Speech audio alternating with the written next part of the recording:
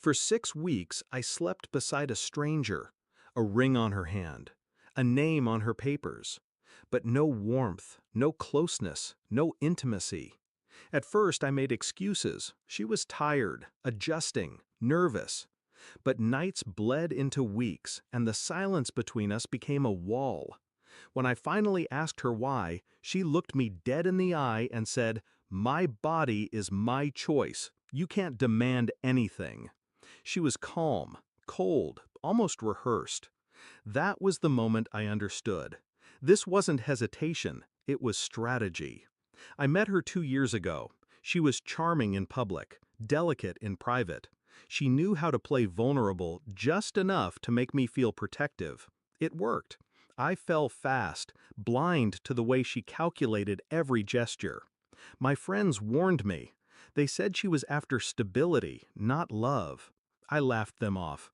I wanted to believe in her, in us.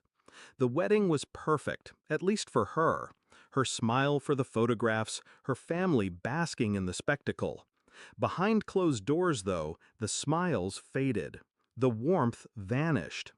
Still, I told myself it was temporary.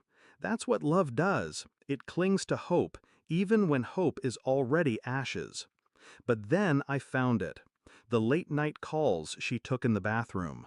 The second phone she thought I wouldn't notice slipped inside her purse. The money transfers from my account to hers, small at first, then larger, hidden under household expenses. And the message, the one that broke the illusion. 6 weeks. After that, I'll file for spousal support. Don't worry, he's clueless. It wasn't written to me, it was written about me. Shock didn't consume me, not rage either, just clarity. She hadn't married me for love. She had married me for leverage, for my name, for my assets, and she thought she'd trapped me. But parasites forget. The host can cut them off. I didn't confront her again. I didn't scream. I didn't beg. I played the role she expected, the quiet, patient husband. And in silence, I planned. My first move was subtle. I met with a lawyer, quietly, discreetly. I laid out the evidence, the message, the financial records, the timeline of 6 weeks without marital intimacy. The lawyer leaned back, eyebrows raised. Annulment, not divorce. You can prove fraud. Fraud. That word was a blade. I gathered more. Screenshots, bank statements, witnesses who'd seen her with someone else when she claimed to be with me. Every document, every detail, stacked like ammunition. And then I waited.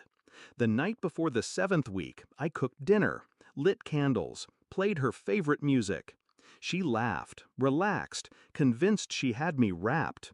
She even poured wine, her first gesture of closeness since the wedding. Halfway through the meal, I slid an envelope across the table. She opened it. Legal papers, annulment proceedings, grounds, fraud. Her face drained of color. She stammered, reaching for excuses, spinning words like threads from a spider desperate to hold its web together. I stayed silent, just watching. Finally, she whispered, "You can't do this. If you leave me, I'll take half." That was the moment I leaned forward, calm, precise. "You won't take anything, because this marriage will be erased, like it never happened." The court days that followed stripped her mask, thread by thread. My lawyer laid out the timeline, the messages, the financial deceit, the absence of intimacy, 6 weeks of deliberate withdrawal, documented and undeniable. Her defense crumbled. The judge's expression told the story before the verdict was read. Annulled. Fraud proven. No rights, no claim to assets, nothing. Her family, the same ones who paraded at our wedding, sat in stunned silence. My friends, the ones who had warned me, nodded with grim satisfaction. But her face, that was the victory. Watching the realization dawn that her scheme had collapsed, that she had bet everything and lost it all. When it was over, she tried one last tactic. cornered me in the hallway, eyes wide, voice trembling. "We can fix this, please. I wasn't ready." I looked at her, really looked, and for the first time I saw her not as my wife, not as the woman I once loved, but as the con she truly was. "You had 6 weeks," I said, "and you wasted every one of them." Then I walked away. Now the house is quiet. The bed is mine alone. Some would call it loneliness. I call it peace. I didn't lose her. She lost me. And she lost the game she thought she'd already won. People still ask me what happened. They whisper about how fast it ended, how sudden the annulment was. I just smile and say, some marriages are built on love, others on lies.